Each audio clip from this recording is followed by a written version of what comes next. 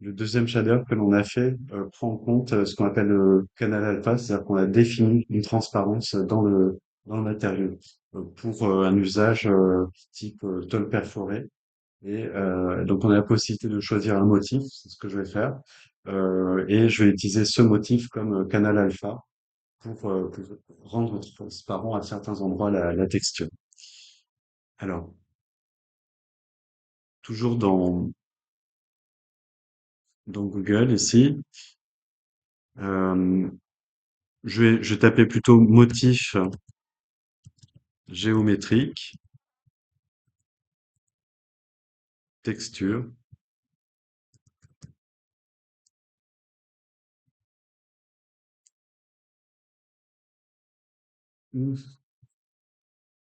Pour essayer de se rapprocher de quelque chose d'existant.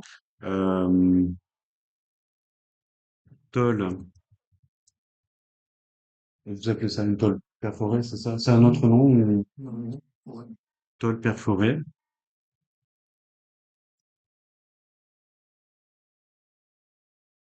Je mets bien texture.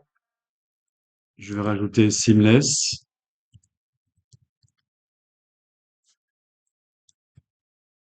Alors peut-être qu'on n'aura pas beaucoup de choix. On va vérifier ça dans les images.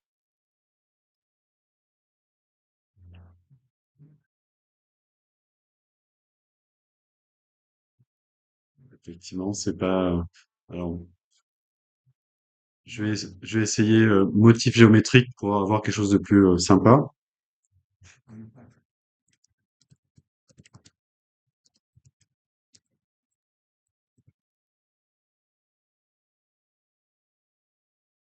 Alors, entrée.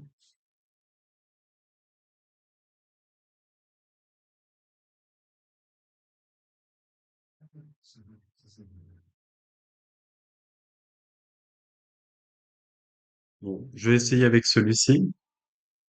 Euh, Comme toujours, je vais mettre.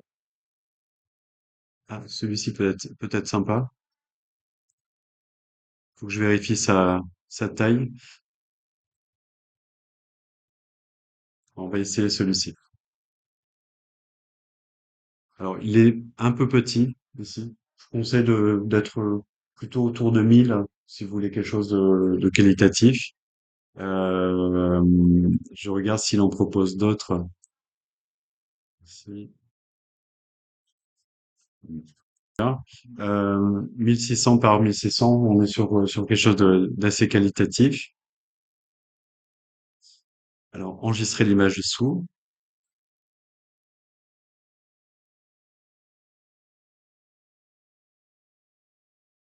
Je crée un dossier texture.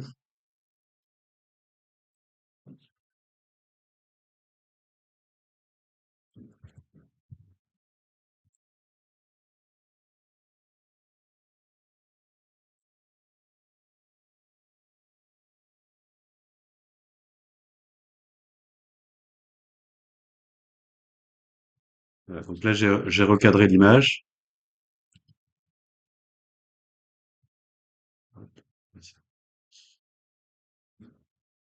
Alors, imaginons que je souhaite mettre une couleur ici et que je souhaite rendre transparent cette partie-là. Alors, ce que je vais faire, c'est que déjà, là, j'ai une image en noir et blanc qui sera plus simple à gérer. Je vais utiliser les niveaux pour rendre bien tout noir et tout blanc. Commencer par ça. Donc, c'est image, réglage, niveau. Alors, niveau est très pratique parce que même pour nettoyer des fonds blancs, par exemple, si vous voulez que tout le papier soit blanc et le tracé noir, vous avez, j'en profite hein, pour vous montrer quelques astuces de Photoshop. Vous avez ces pipettes-là. Donc ça, c'est pour identifier le point noir. Si par exemple c'était pas bien noir ici, je clique dessus, ça devient strictement noir. Et la pipette blanche ici pour le fond du papier. Et là, j'ai quelque chose de parfaitement blanc. C'est parfait pour nettoyer des croquis, des plans sur papier, si j'utilise beaucoup. Alors, maintenant que c'est noir et blanc, on va pouvoir vraiment faire ce que l'on veut en fait. Donc je vais faire OK. Alors, par exemple, ici, je vais mettre une couleur. J'utilise souvent ce qu'on appelle les calques de remplissage pour ça. Je vais prendre la baguette magique, qui est située, hop, ils ont changé ça. La baguette magique est un peu cachée dans les dernières versions pour sélectionner tout ce qui est noir ici.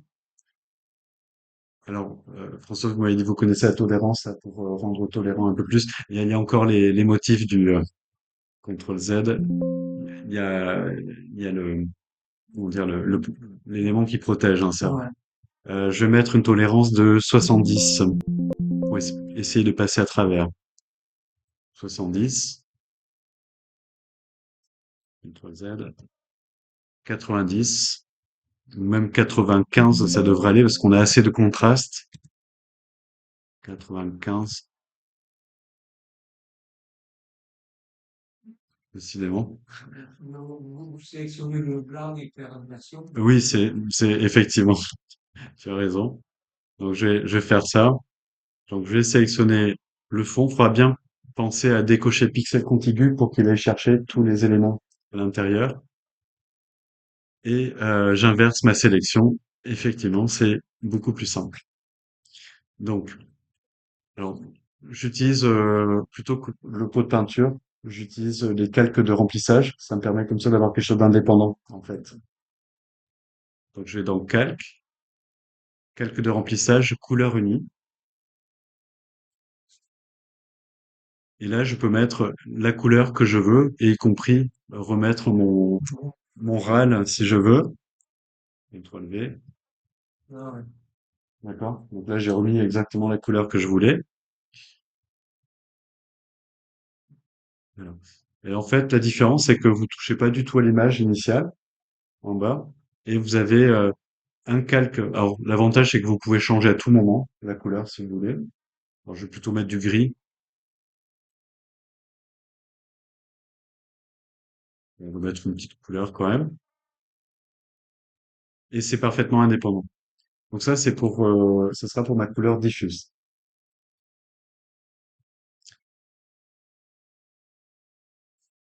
Je vous ai parlé du canal alpha qui est très important.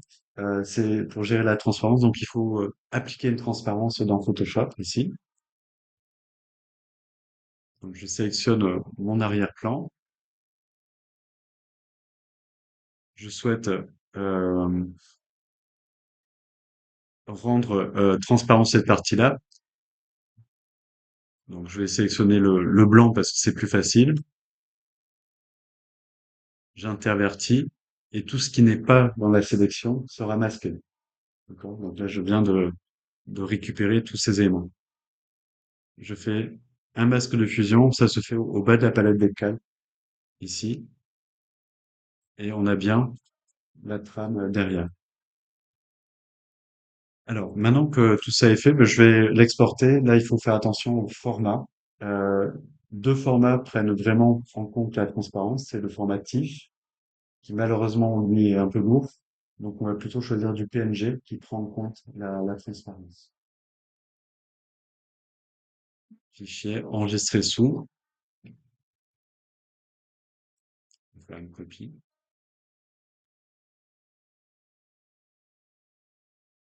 Voilà. Donc ça, je vais annuler ça. Pour faire enregistrer sous, il faudra bien choisir ou une copie et bien choisir le format ici. PNG.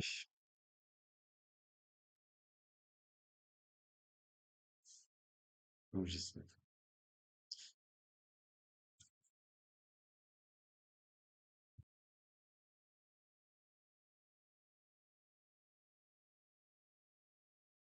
Alors, je regarde où je pourrais appliquer ce matériau.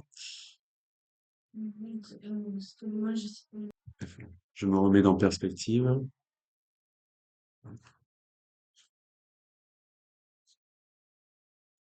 Donc là, je suis passé à l'arrière du bâtiment. Je vais faire une autre vue ici. Donc, clic droit, dupliquer pour avoir ma vue. Ça, j'aurais dû le faire avant, hein, mais alors, euh, je vais régler l'héliodon pour cette vue. Donc, ici, je fais éditer héliodon. Alors, vous voyez ici mais ça, le repréciserai, c'est l'héliodon d'Archicad qui apparaît directement. Donc, c'est l'ensoleillement que vous avez déterminé dans Archicad, en fait. Euh, Ce que vous voyez ici est différent de ce qu'on a vu hier, parce qu'hier, on était dans ce mode-là où on pouvait rentrer l'heure et la date. Ici, vous pouvez le faire manuellement, simplement en faisant pivoter votre soleil dans ce sens-là. C'est parfois plus simple. Donc, l'azimut est cet élément qui permet de faire en sorte que le soleil soit plus ou moins rasant. On va essayer de le mettre proche ici, enfin proche du zénith en fait. Et, euh, et je vais appliquer ceci.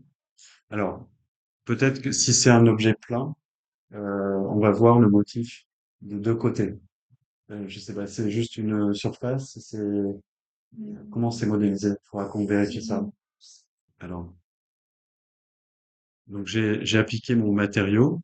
Ici, je reviens sur donc le matériau basique. Alors, je vais refaire la même chose. C'est juste que je vais nourrir ici le canal alpha en plus pour avoir la transparence. Donc, double clic pour l'aperçu.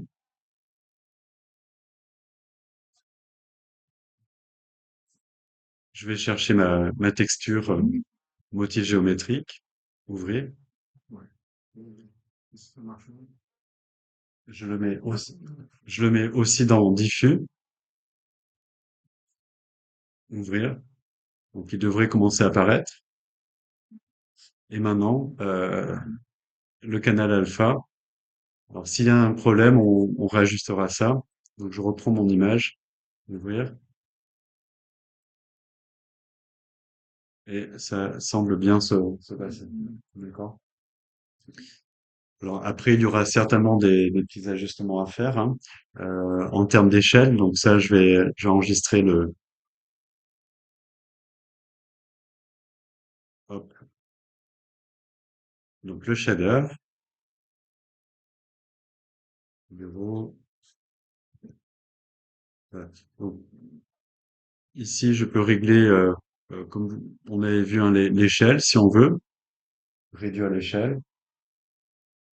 Donc tout suit parce que c'est dans le même matériau. Donc le canal alpha et la texture suivent hein, bien. Donc je peux réduire l'échelle ici.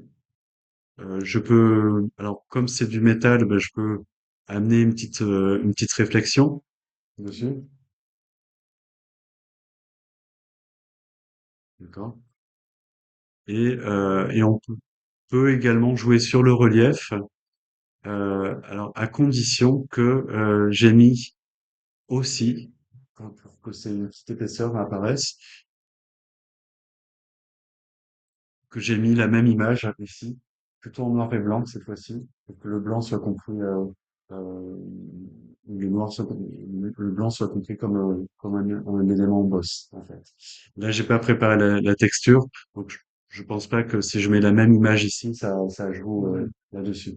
Donc en fait, en gros, il faudra se préparer une image en noir et blanc de la texture pour le relief, une image diffus avec ou pas s'il y a besoin le canal alpha. Et avec ces deux images-là, vous pouvez restituer quelque chose de cohérent en termes de rendu. Donc, je vais annuler ça parce que j'ai pas l'image en noir et blanc.